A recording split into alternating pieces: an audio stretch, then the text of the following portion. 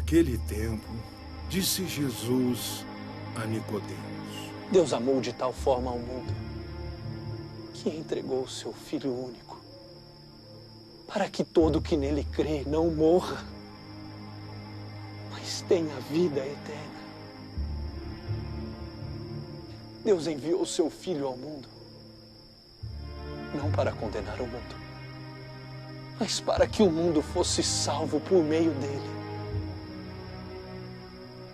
Assim, quem nele crê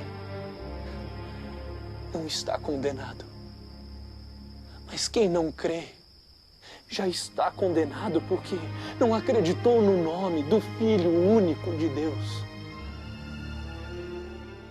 Queridos irmãos e irmãs, caríssimos telespectadores, hoje quero convidar vocês todos para esta meditação, mas para depois a consequência dela. É uma reflexão que vai exigir de nós uma atitude forte. Hoje a liturgia nos propõe esse trecho do Evangelho que nos fala a respeito da Santíssima Trindade, porque celebramos a solenidade da Santíssima Trindade. Nós sabemos a Santíssima Trindade que é Deus, único e verdadeiro, único Deus, único e verdadeiro Deus, Pai, Filho e Espírito Santo. Deus que é Pai, Filho e Espírito Santo, que está presente na história humana, desde o começo até o final dessa mesma história. Deus que nos criou, o Senhor Jesus Cristo que nos salvou e o Espírito Santo que nos leva para Deus, que nos conduz para Deus. Hoje, estes 3 versículos do Evangelho nos trazem coisas muito profundas.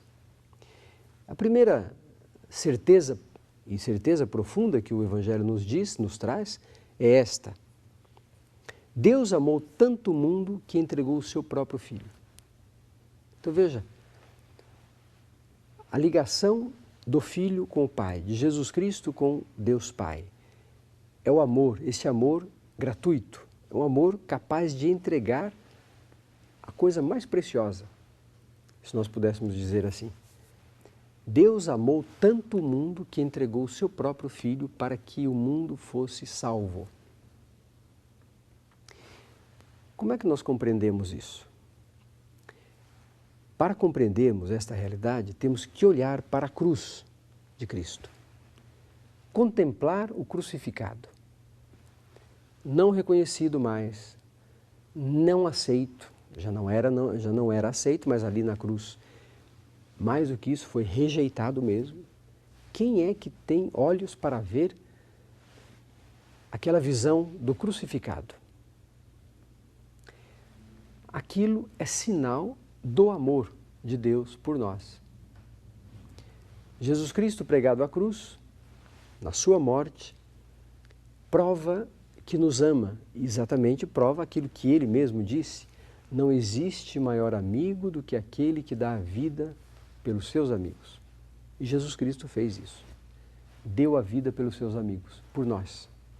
Então, provou concretamente aquilo que falou. Esta é a primeira realidade profunda. Deus amou tanto o mundo que entregou o seu próprio Filho para que o mundo fosse salvo. Uma outra realidade profunda deste trecho, destes 3 versículos do Evangelho de hoje, está aqui. Vejamos. De fato, Deus não enviou o seu Filho para condenar o mundo. A morte de Cristo veio, então, como já ouvimos, por amor de Deus por nós. Entregou Jesus Cristo, que morreu pregado na cruz, para salvar o mundo. Jesus Cristo não veio para condenar, mas para salvar. Esta é outra realidade fundamental na nossa fé.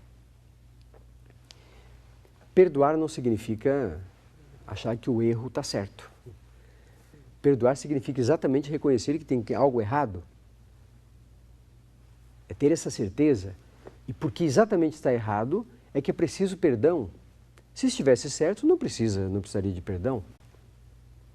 Se eu devo perdoar alguém, é porque esse alguém cometeu alguma coisa contra mim, errada, ou cometeu algum crime, precisa ser perdoada.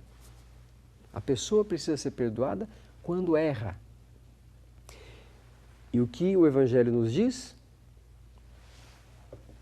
O Evangelho nos diz essa palavra muito importante e profunda. Jesus Cristo veio não para condenar o mundo, mas para salvar o mundo. Amor que é amor não condena, salva, liberta. Amor verdadeiro não exclui, integra, faz com que a pessoa se recupere. Agora, veja, quando nós perdoamos alguém, nós acolhemos a pessoa e a pessoa entra renovada neste perdão. O perdoar a pessoa não significa aceitar que o erro continue. Uma pessoa perdoada, que se sentiu perdoada, ela não continua fazendo o erro, cometendo aqueles pecados, cometendo aquele crime. Foi perdoada, então tudo ficou para trás e agora começa uma vida nova. Segunda afirmação fundamental deste trecho do Evangelho. Jesus Cristo veio não para condenar o mundo, mas para salvar o mundo. O terceiro versículo deste Evangelho, a terceira realidade fundamental para todos nós é a seguinte: quem nele crê não é condenado, mas quem não crê já está condenado. Vamos compreender isso. Quem crê em Jesus Cristo está salvo, não está condenado. Quem não crê em Jesus Cristo já está condenado, diz o texto. E condenado significa não perdoado.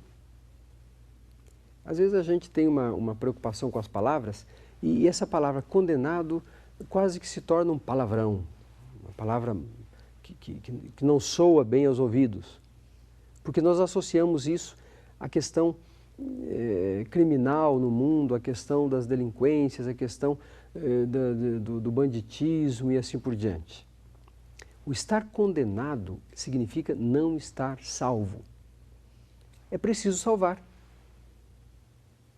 Quem crê em Cristo está salvo. Evidente.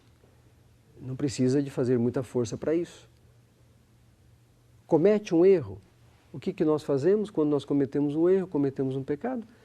Procuramos o sacerdote, confessamos os nossos pecados, acusamos o nosso pecado, nos arrependemos e voltamos à vida em Deus. Pronto. Estávamos errados, fomos perdoados, fomos reintegrados. Quem crê em Jesus Cristo tem essa experiência de reintegração contínua, porque também nós erramos continuamente. Quem não crê, ou seja, se a pessoa decidiu não crer, como é que ela vai ser perdoada? É preciso crer. Só quem crê no perdão de Deus, no amor de Deus, é que procura pedir perdão. Quem não crê não pede perdão, portanto não é perdoado. O perdão não é alguma coisa que Deus faz assim, como se estivesse espalhando. Não. Para ser perdoado, a pessoa precisa reconhecer que errou e precisa pedir perdão. Por isso, esses 3 versículos do Evangelho de hoje são muito importantes para todos nós.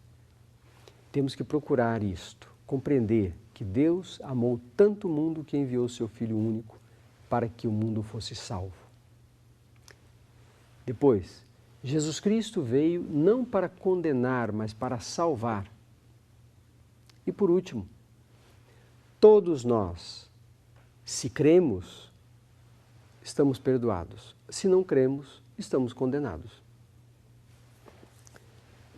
Querido irmão, querida irmã, esta realidade é uma realidade de fé. Nós precisamos confiar naquilo que o Senhor nos diz. Se nós podemos viver como perdoados, procuremos o perdão. Reconheçamos as nossas falhas e procuremos o perdão. Quem faz a experiência de ser perdoado não consegue fazer outra coisa senão perdoar. Por quê perdoar? Porque faz a experiência da misericórdia de Deus, do amor imenso que Deus tem por nós. Esse amor que é absoluto, esse amor que não minimiza as pessoas, mas coloca a pessoa no seu devido lugar.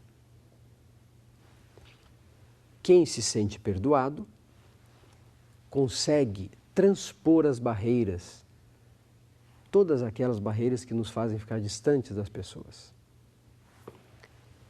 Também aquelas barreiras que nos fazem ficar distantes de Deus. Por isso, que cada um de nós faça a experiência de ser perdoado para poder perdoar, de ser amado para poder amar, de compreender de que Deus, nosso Pai, age por Jesus Cristo, nosso Senhor, no Espírito Santo e nos salva.